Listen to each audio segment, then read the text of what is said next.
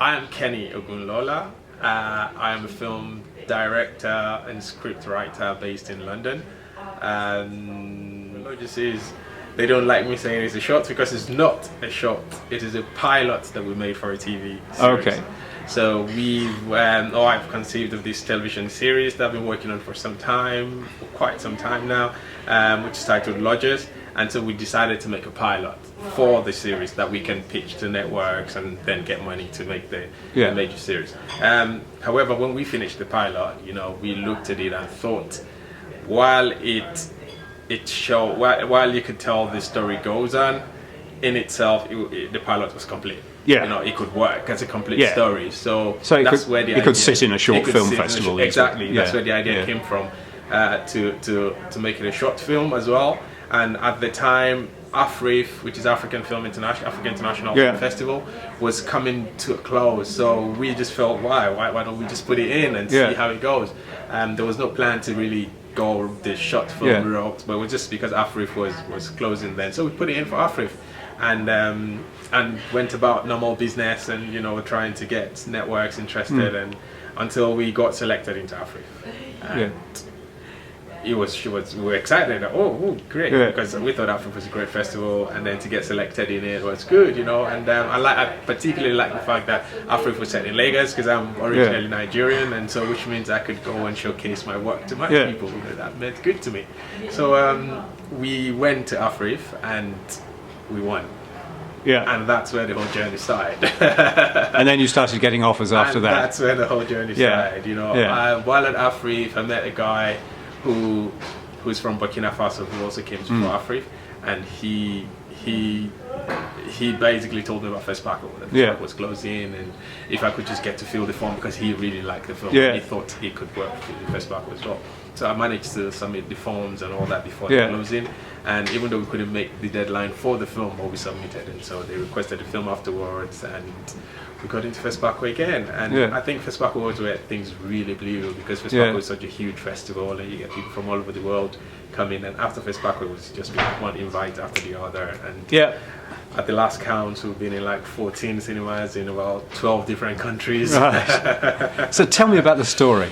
Okay, so Lodgers is a look on the issue of migration, specifically highly skilled migration. So basically, you get people who come into developed countries like the UK or the USA, and who have come from, say, third world countries like Nigeria or Pakistan or all them places where they're very highly skilled. We wanted to look at the other way around, because you get typical immigration stories about people coming to settle green pastures. I wanted to make it funny. I wanted to tell in a different way, because for me, that I think it's part of my own identity as a writer.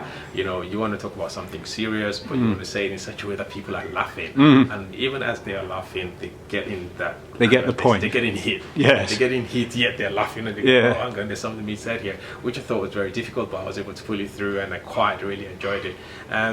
So we didn't want to go the normal traditional route of someone just coming in and then they come in, because there's been like a trillion stories like that. So we wanted someone who was coming in and they're very highly skilled, and they're coming in here to sort of further themselves. Yes. So they are not willing to settle for anything less than where they're coming from. So it's about this professional couple who have come from Nigeria to settle in England, and because they're coming at a very high skill. So they are coming in expecting to settle into England at that level. Now, the reality is they will not settle at that level because the system is just not structured for that. But they are not willing to accept this, and this is where you get the dramatics of the story. And this is also where you get the comedy of the story, because now they're coming in, and imagine it's someone who's a top banker in Nigeria and comes into London, and the next thing is being offered a job as a parking attendant, and he just cannot fathom it. But this is the reality, and like I said, it's a story that's born out of true experience. And the humour comes from, in a sense, nailing certain characteristics, both about the British and the Nigerians. We're here. We're coming from Nigeria. Yes, we're not necessarily. People come in, and the next thing you come into certain places, and you try to respect people, and you try to just respect the society. But they are coming in with a totally different mindset. They're coming in thinking, look, we are here to enrich these people, and that's part of the That's part of the key phrase, the key lines in the film itself. We're not here to slave, we're here to enrich. So they're coming in with that mentality that we're coming in this country. They are the ones going to benefit from us being here, not the other way around. You know? So, and clearly that's not what the society here is expecting. We might not say everyone's equal, blah blah blah blah, this kind of stuff. But look, if you're coming from a third world country to settle into England, there's a place for you. Yes. It's just the way it is. And it's not always at the top of the table. No, it's not. It's nowhere near. You know, there's a place for you. And once you decide not to fit in that place, then that's where our story is, basically. So these guys have come in and they said, no, that's not our place.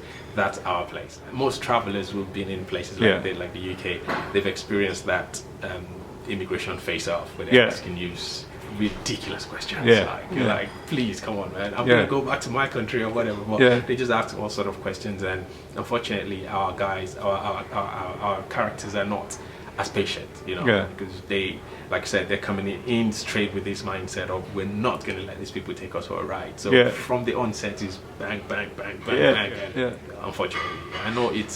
So it's a pilot. It is, when is the series being made? Okay, so based on our timeline, we're filming around September. Okay. This is September. So. And who's it going to be done with? Well, we've got a major network, a major French network, who are on it, and we've got, I think, 2 other networks as well. You're also involved in AY's latest film, which is just out. 10 Days in Sun City. So tell us about that. Oh yeah, 10 Days in Sun City. So we needed someone with that kind of character, and it doesn't come better than AY or bigger than AY.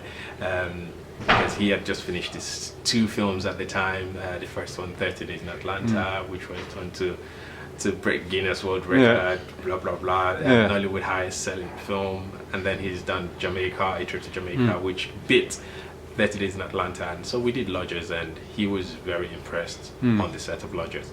He really liked what he saw. He was like, wow, he loved the setting. Because another thing that's really helped Lodgers, apart from having a really good story and all that, was the production of the film. And so for the AY film, when we finished Lodgers, he was quite impressed with all that. And then he talked about his next project.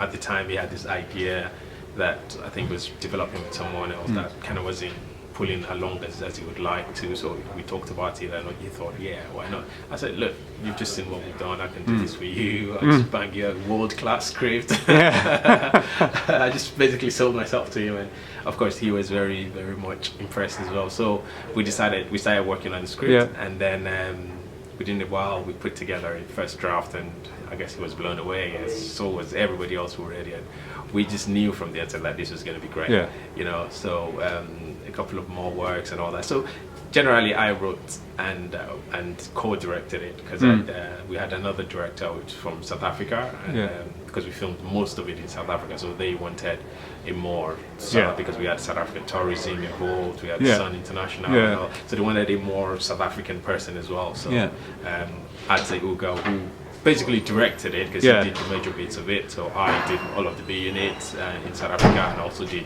all of the Nigerian bits as well. So well, it's and you're a busy man, aren't you? Because you're also doing a film for Mo Abudu. Of course. So Mo Abudu is the CEO of Ebony Life Films, Ebony Life TV, who we all know. Everyone knows Mo. So she's done Wedding Party, which is incredibly successful, and they've just done a sequel to it, which they filmed in Dubai, and being the very industrious, never-stopping woman she is, she's taken on another one, which is called Royal Hibiscus Hotel. I don't know if I'm allowed to say that, but it's not coming out until later, maybe later this year or next year. Anyway, it's set in Lagos and London, and they've done all the Lagos bits, so they had to shoot the London bits, so which we produced for them. And I was produced on that one. I didn't write the directors, but I just put it all together for them, and it was a really exciting shoot, really, really good one. Another exciting project to